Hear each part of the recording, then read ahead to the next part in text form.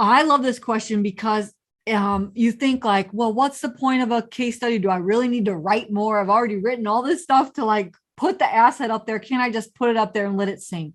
But the thing is that the hiring managers and your clients and people that want to work with you want to see your thought process, right? Because if they can see how you think through a challenge, what kind of solutions you come up, and that you are actually measuring the results, well, then that makes you more valuable as an instructional designer. And also, it gives more trust to the solutions that you do create, because they know that you're not just, okay, you need training on this, I'm just going to whip up an e-learning, but instead it shows thoughtfulness behind the design. And so when you talk about the challenge, that means that you and the solution, the results, which are, the three main components of a case study, you're demonstrating that you think through a needs analysis. You're demonstrating that you think through what a solution should be.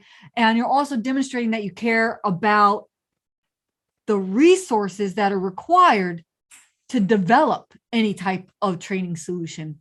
And so much of, what we want to do as an industry of, learning and development is to show our value and our worth to the company as a whole. And the best ways to do that include things like showing our design process, our design thinking, that we care about resources, that we really are targeting business problems that impact the bottom line for business. We're not just a cost center for that company. And so obviously, that's a big macro concept, but it starts at the micro level, which is with each of those instructional designers that we hire. If they're thinking about those things, like what are the metrics, what are the results that we are, driving towards, and how are we creating solutions to drive towards those measurements and those results and those impacts on the organization, well, then that just shows you as more of an expert and more as somebody who really can help the business and gets what business is all about. And so that's just one of the many reasons why case studies are beneficial to you. And the other thing is, it's another layer of proof that you did the work. So unfortunately, there are some portfolios out there where people just copy other people's work and throw it on their portfolio. Well, if they just do that, well, usually what they do is they don't put any kind of case study around it. And so, there's some suspicion, is like, how do we know that this person really created this course, and how much of that course did they actually do the work of, right? Or were they just on a team, and those kinds of things. And so, case studies really just kind of peel back the veil. They show credibility. They prove that you did the work. You explicitly list the type of tools that you use, your role on the project, how much time you spent. And so it just validates that you really are the author of that training solution that's in your portfolio.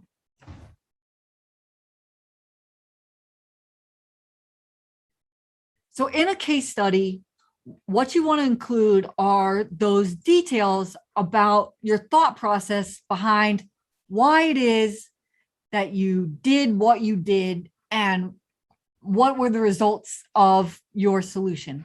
And so usually you want to start with the basic details, right?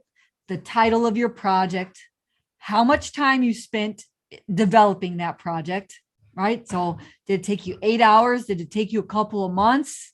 And even if you're new, right, I wouldn't shy away from just listing exactly how much time that it takes you to do that project. And then your role, and then also the different types of tools that you use to create whatever that solution is. And then the other part of your case study is the challenge. So why did you even, come up with creating a solution? What's the background story as far as like, how did this training request come in? If you're just creating the asset for your portfolio, it's not really a challenge. What would have the challenge been, right? Because even if you're creating a course for your portfolio, you're still going to have some type of target audience in mind, even if it's just a made up course, right? Because you still need to know who your learners are, what level of expertise they have as far as in relation to your course content goes. And then you still need to know, like, what are those performance gaps that you're trying to fill or solve, or what are those complex tasks that you're trying to teach that end user. And so that's what the challenge is. So the challenge might be something like it's a global audience of field engineers who need to understand how to install a specific type of fiber wire. I just made that up. I don't even know if there's a fiber wire.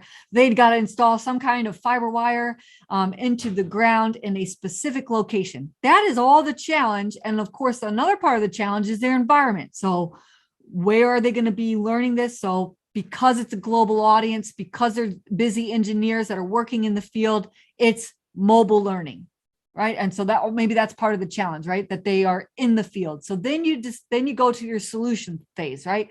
So you know who your learners are, you know their context, you know what the topic is, and you know what their challenges are as far as their environment. So what kind of solutions did you come up with? Well, I came up with mobile learning that's micro learning, that's spaced out over time, that also implements augmented reality. So when they're in the field and they have a question about this fiber wire, they can take a picture of the QR code and, that specific training can come up, right? That's your solution.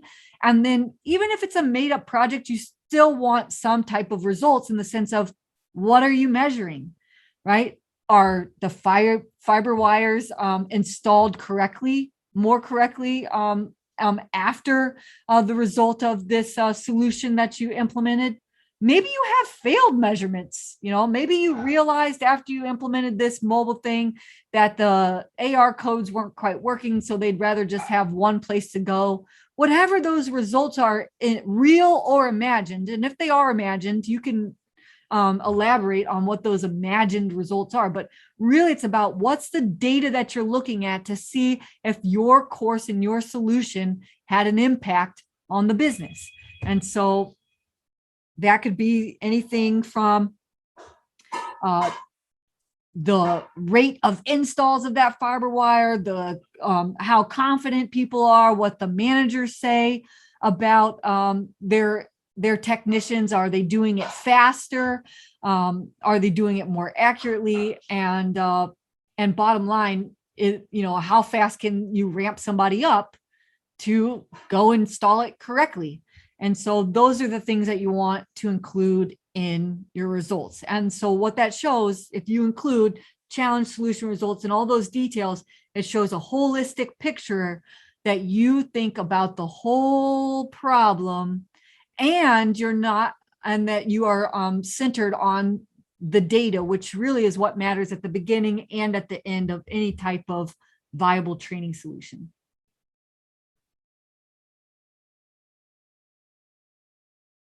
So my best advice for you, especially if you are creating a portfolio asset without a client in mind, is to start thinking about your case study from the very beginning. So you want to just label out a template if you have to, right? The title of the project, how much time you've spent on it, the types of tools, just put these as headings, right? The types of tools, the challenge, the solution, and results. And I recommend that as you are going through from the time you think of your topic all the way until you have finished whatever type of asset you're creating for your portfolio. Say it's an e-learning. By the time you're done with that e-learning, you are filling out your case study the entire way, and timing yourself. And there's a couple of benefits to this. One, makes it easy to fill out the case study if you don't have to rack your brain after you've already gone through the process, and you're just kind of filling it out as you do go through the process, right? So as you start to think of your topic, put that title on there. As you start to think about your how much time it's going to take you, start tracking your time. As you think about what the challenge is, and maybe start tracking it, like, okay, even if you just do bullet points right before you write that final case study. Who are my learners?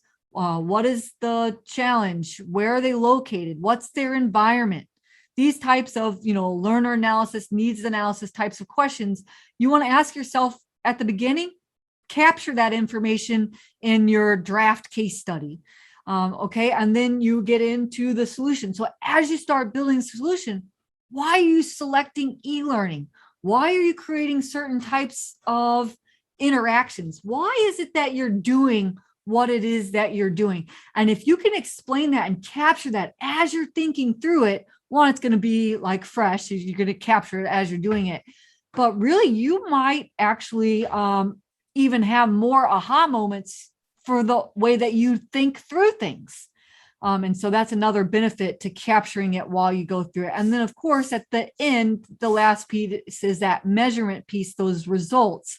And so while you may not be able to put your course in front of your ideal audience that you built the course for, you can still list the types of metrics that you would use if you were to put it in front of your learners, right?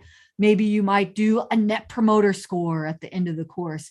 Maybe you would wrap your course in some kind of API so that you can track the heat map of where learners are dropping off, or maybe you're going to measure the results of, like I said, for that previous question of, were the learners able to perform that on their job better, and in which ways, and how did you measure it? And so if you can capture that while you're thinking through it, then it makes it a lot easier to write up your case study, a real thoughtful one, right there on your portfolio. And then just one more thing I want to mention, besides design thinking, besides, really kind of understanding your own design process, there's a couple other benefits too, right? You get to demonstrate and show your writing ability, because we do write a lot of kind of case study things as instructional designers. So you show your writing ability in those case studies. And then also thinking through your actual design process and your design thinking, and forcing yourself to write it out helps you prepare yourself for those interviews that you're going to have, because they're going to ask you things like those instructional design interviews. They're going to ask you things like, tell me about your design process. Well, if you've already been writing case studies and thinking through it as you're going through these sample pieces for your portfolio, you are going to be better equipped to answer those questions on the fly, like they're second nature and with confidence. And that really is valuable for that interview process.